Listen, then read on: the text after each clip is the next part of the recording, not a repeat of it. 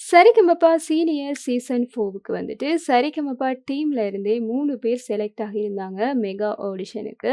Sa Re Ga Ma Pa little champ season 3 நடக்கும்போதே வந்துட்டு நம்முடைய விக்னேஷ் மற்றும் ஹரிஸ் வந்துட்டு 2 பேருமே வந்து ஹோரஸ் பாய்ஸா இருந்தாங்க. இவங்க சில பாடல்களுக்கு வந்துட்டு கோரஸ் பாடும்போது மிரண்டே போயிருப்பாங்க நம்மளுடைய நடுவர்கள். அப்படி என்ன கோரஸ் பாடியிருந்தாங்க அப்படின்னு சொன்னா, நம்முடைய விக்னேஷ் வந்துட்டு காதலன் திரைப்படத்துல வரக்கூடிய பேட்டராப் என்ற அந்த பாடல்ல இருக்கக்கூடிய கோரஸ், அதேபோல ஊர்வசி ஊர்வசி என்ற பாடல்ல இருக்கக்கூடிய அந்த கோரஸ் எல்லாம் வந்துட்டு செமையா பாடியிருப்பாங்க நம்மளுடைய விக்னேஷ். இத பார்த்து மிரண்டு போன நம்மளுடைய நடுவர்கள் மற்றும் சரிகமபா டீமே வந்துட்டு இவங்கள வந்துட்டு மேடையில சந்திக்கலாம் அப்படின்னு சொல்லிட்டு சொல்லியிருப்பாங்க. அதாவது சீனியர் சீசன் 4 மேடையில வந்துட்டு இவங்களுக்கு ஒரு வாய்ப்பு குடுக்கிறதா தான் சொல்லியிருப்பாங்க. அந்த மாதிரியே வந்துட்டு அவங்களுக்குமே ஒரு வாய்ப்புமே கொடுக்கப்பட்டிருந்தது இந்த சரிகமபா சீனியர் சீசன் 4ல. அதோட நம்மளுடைய ஏடி கார்த்திக்குமே வந்துட்டு ஒரு வாய்ப்பும் கொடுக்கப்பட்டிருந்தது. இலங்கையில நடந்த மெகா ஆடிஷன்ல கில்மிஷாவோட சேர்ந்து போட்ட ரீல்ஸ்ல வந்துட்டு அது வைரல் ஆகி நம்மளுடைய விபி சார் மூலமாக ஏடி கார்த்திகேயுமே வந்துட்டு செலக்ட் பண்ணியிருப்பாங்க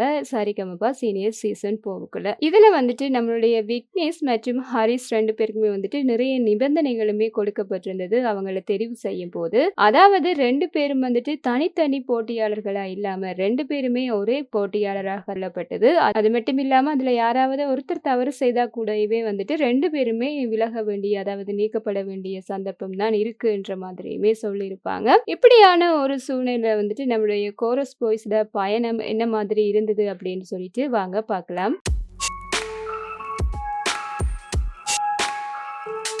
மெகா ஆடிஷன்ல வந்துட்டு கோரஸ் பாய்ஸான நம்மளுடைய விக்கி வந்து என்ன பாட்டு படிச்சிருந்தாங்க, அதாவது விக்னேஷ் வந்துட்டு அர்ஜுனரு வில்லு என்ற சாங் தான் பாடியிருப்பாரு. சும்மா வேற லெவல்ல இருக்கு. இது விக்னேஷோட வெர்ஷன் அப்படின்னு சொல்லி சொல்ற அளவுக்கு செம ஹிட் ஆகி இருக்குது இந்த ஒரு பாடல் அப்படின்னு சொல்லியே சொல்லலாம். இப்ப நீங்க இதை பார்த்தீங்க அப்படின்னு சொன்னா, விக்னேஷ் வந்துட்டு தன்னுடைய இன்ஸ்டா ஐடியுமே வந்துட்டு அர்ஜுனரு வில்லு விக்னேஷ் அப்படின்னு சொல்லி மாத்திருக்கிறாரு. அந்த அளவுக்கு இந்த ஒரு பாடலை பாடி நம்மளுடைய விக்னேஷ் வந்துட்டு செம ட்ரெண்ட் ஆகி இருக்காரு. இந்த சோங்கை வந்து நீங்க ஃபுல்லா பார்க்கணும் அப்படின்னு சொன்னா எங்களோட வாட்ஸ்அப் குழுவிலையுமே வந்துட்டு நீங்க இணைஞ்சு கொள்ளுங்க.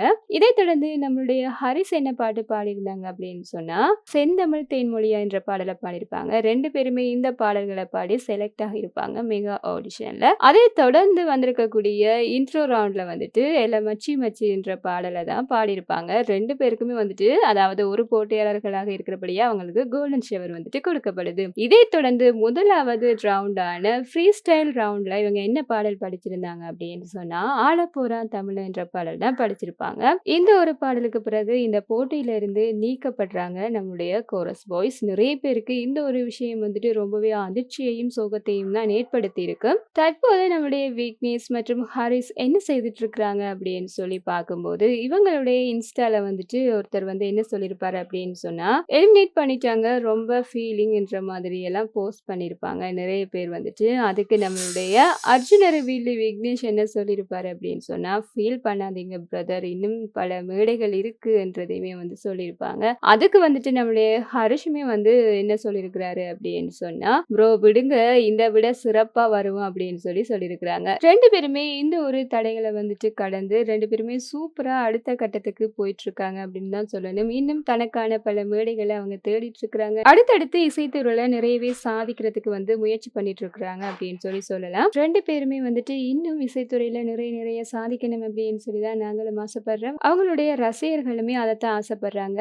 இந்த கோரஸ் பாய்ஸோட பயணத்தை பத்தி நீங்க என்ன நினைக்கிறீங்கன்றத மறக்காம கமெண்ட்ல சொல்லிருங்க. இந்த மாதிரியான விஷயங்களை தெரிஞ்சுக்கணும் அப்படின்னு சொன்னா இந்த சேனலோட இணைஞ்சிருங்க. மறக்காம சப்ஸ்கிரைபும் பண்ணிருங்க.